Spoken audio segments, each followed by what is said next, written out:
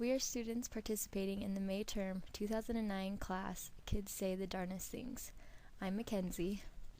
I'm Vanessa. I'm April. I'm Ben. Westminster College, founded in 1875, is the only private, comprehensive liberal arts college in Utah. Dedicated to students and their learning, this college offers a strong foundation of liberal education, combined with cutting-edge professional programs at both the undergraduate and graduate levels.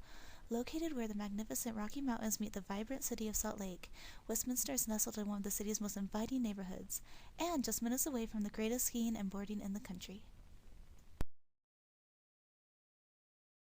Neighborhood house, established in 1894, exemplifies the ideals of a settlement house, a house with friendly neighbors, and a center of information, organization, and services, a center which connects the neighborhood to the cultural life, which renders comprehensive services to families and individuals in the neighborhood, cooperating with all helpful agencies in the city to help those families in need.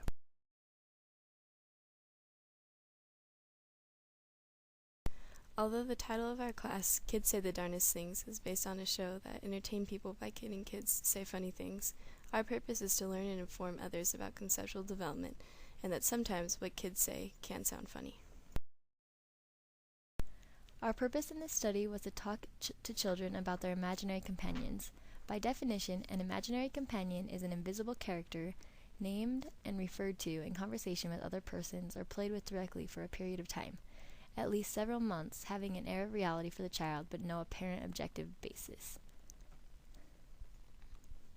Sometimes having a child talk about an invisible friend leads parents to worry about their child's mental health, but creating such companions is actually entirely normal.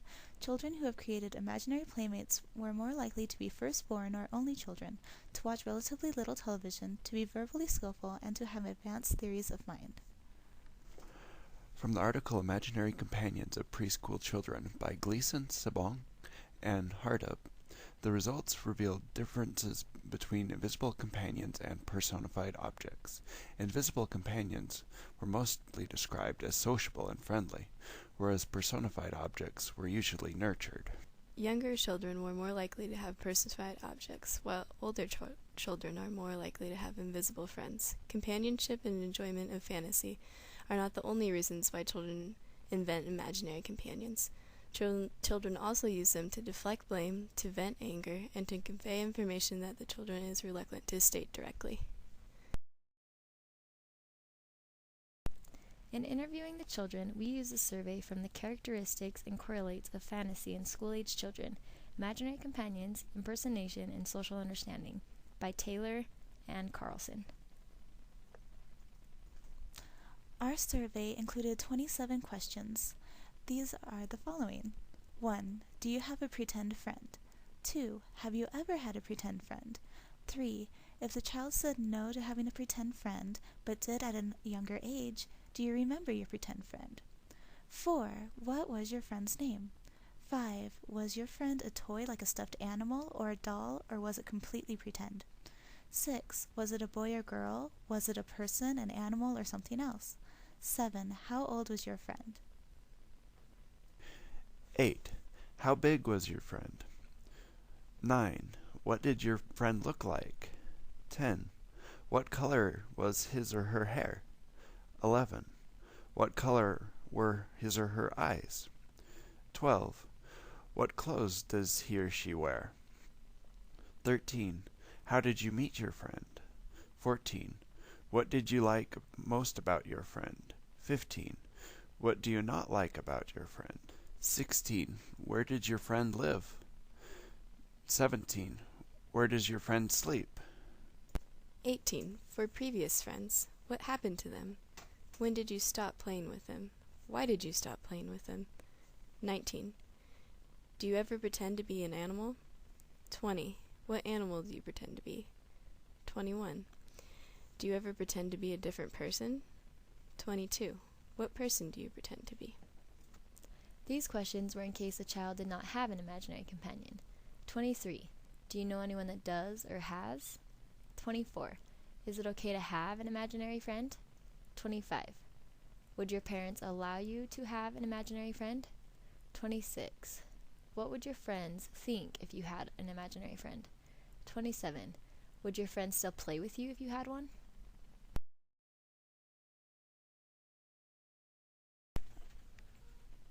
Through an informal interview with Jane, I discovered that at age 4, she had 3 imaginary companions, Nikki, Lily, and Nicholas. They were all pretend friends and all looked the same, but were different ages. Nikki was 6, Lily was 5, and Nicholas was 4. All were big people with green hair, white, black, and brown eyes, and green clothes. They met because Jane was happy, and they all make each other happy. One thing that Jane does not like about her friends is that they sometimes poke her and it hurts. They all live in Jane's house and sleep on a bed. Jane also likes to pretend to be an alligator. For an informal interview with Josh, I discovered that Josh currently, at age 5, does not have an imaginary friend. But when Josh was 3 years old, a big, strong 6-year-old imaginary boy showed up in his room while his father was at the doctor. Josh's imaginary friend's name was Fred. Fred had brown hair, blue eyes, and wore army clothes all the time. Fred is always around when Josh needs someone to play with. Fred would make Josh upset sometimes because he would steal Josh's clothes and never return them. Through an informal interview with Jamie, a 5-year-old girl, I discovered that her imaginary companion is a friend named Ashley. Ashley is also a 5-year-old who is big and big. Ashley likes to sleep a lot. When Jamie likes to pretend to be an animal, she likes to be a zebra.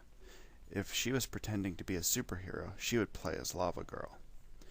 She is certain that her friends would still play with her if she had an imaginary friend. Through an informal interview with George, I discovered that George's imaginary companion is named Alex. Alex is half dog and half human. He is 4 years old.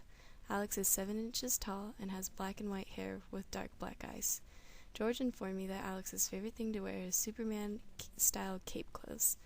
Alex protects George, and George says he feels very safe when Alex is around. Alex lives in George's bedroom and sleeps in his bed. Before Alex, George had one other imaginary companion. His name was Shrek.